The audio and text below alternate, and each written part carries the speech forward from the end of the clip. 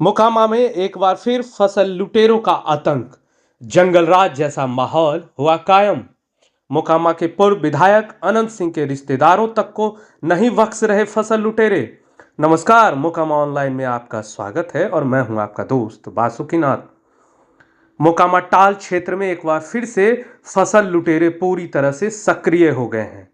लुटेरे किसानों की फसलों को लूट रहे हैं। दिन रात कभी भी किसी भी पल किसी भी की भी फसल लूट लेते हैं ये लुटेरे।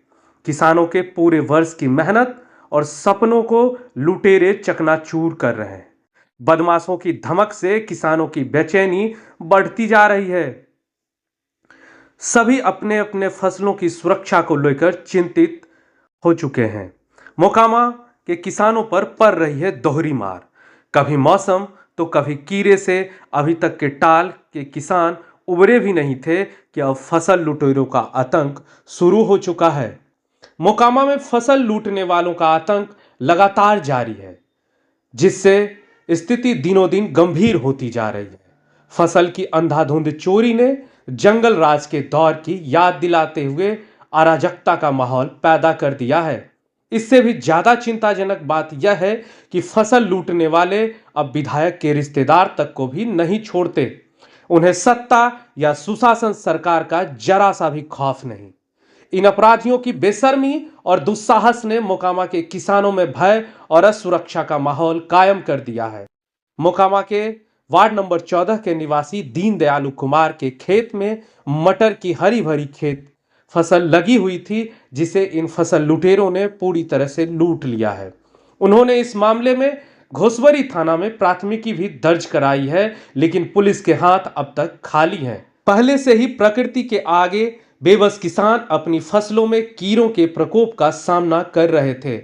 अब मोकामा टाल के किसान अपनी मेहनत से उगाई गई फसलों को बचाने के लिए संघर्षरत हैं और इन बार बार की चोरी के कारण कई किसानों को भारी आर्थिक नुकसान उठाना पड़ रहा है। इस बढ़ते संकट से निपटने के लिए तत्काल कार्रवाई करना बहुत ही जरूरी है। पुलिस को इन अपराधियों को पकड़ने के लिए लगातार कदम उठाने चाहिए। उन पर मुकदमा चलाने के प्रयासों को भी तेज करना चाहिए। टाल की फसल पर ही किसान पूरे वर्ष घर के खर्च से लेकर बच्चों की पढ़ाई, सोहमरुत और अन्य खर्च पर निर्भर रहते हैं। ऐसे में फसल के लूट लिए जाने से किसानों की चिंताएं बढ़ गई। मोकामा के लोगों की सुरक्षा और आजीविका खेती किसानी पर ही निर्भर करती है। चाहे बच्चों की पढ़ाई हो, बुजुर्गों की दवाई हो या बिटिया की सगाई, सब कुछ खेती पर ही निर्भर है। अब देखना है कि सुशासन सरकार के सिपाही इन फसल लुटेरों पर क्या कार्रवाई कर पाते हैं और कब तक। मोकामा और आसपास के ऐसे ही अन्य खबरों को जानने के लिए हमारी वेबसाइट www.mokamaonline.com के अतिरिक्त हमारे social media platform Facebook, YouTube, Instagram और ट्विटर पर हमें फॉलो करें। धन्यवाद।